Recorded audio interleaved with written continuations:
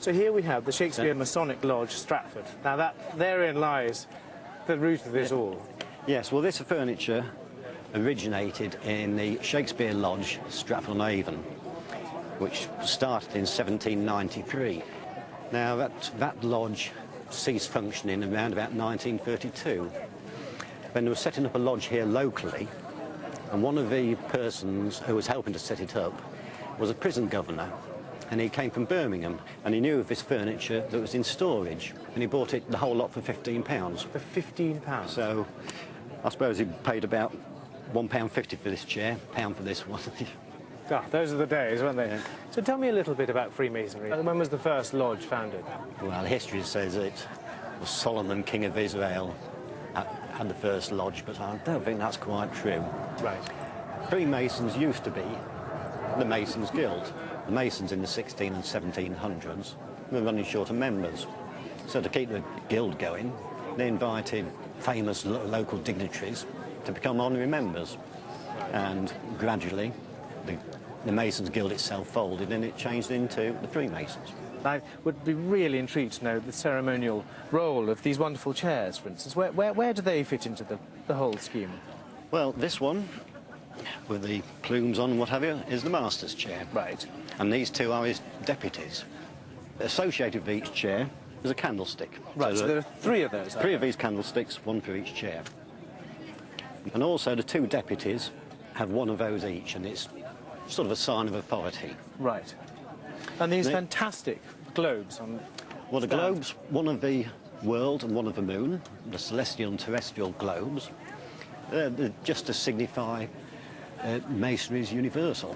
And because you've got these wonderful sort of gold filigree chains, and then above them on each side you've got these beautiful little roundels in enamel and what looks like fantastic quality silver and gold wire, which has been creating these little medallions with a portrait inside, almost as if that's the original Grand Master. Or I've no idea who he was. It's something that's been lost in the mists of time. Right. And these are supposed to be pomegranates. Right. Where do they actually sit in the lodge? How is it arranged? Is this in here? Is that's exactly how the chair sits on top of there? Yes, these two globes are those. There's a desk there, and the Master's chair is behind this pedestal, and that is a glazed window which is in the wall behind there. Directly above it? Yes. Oh, right. And here we have all the Masonic symbols. Yes, all Masonic symbols. With the eye. Square and compasses, the all-seeing eye. And so where does this wonderful sort of Pythagoras' theorem... It's called a Master's tracing board, and as far as I'm aware, it's the only one in existence in England. I suppose the symbolism, it's supposed to teach industry. Right. So here we have the lodge, founded in 1793. Yes. What's so interesting about the chairs is actually stylistically they're a little bit earlier, because they've got this wonderful sweep of the arm with these oval back coming into these arms that go straight into the top of the legs. And this is a constructional technique which was used by a firm called Mayhew and Ince, who were great contemporaries of Thomas Chippendale. And what's very interesting for me is that if we look at the construction of the underside of this, you've got these cutouts here for which are called cramp cuts, which is the way of gluing the joints on the backs of chairs.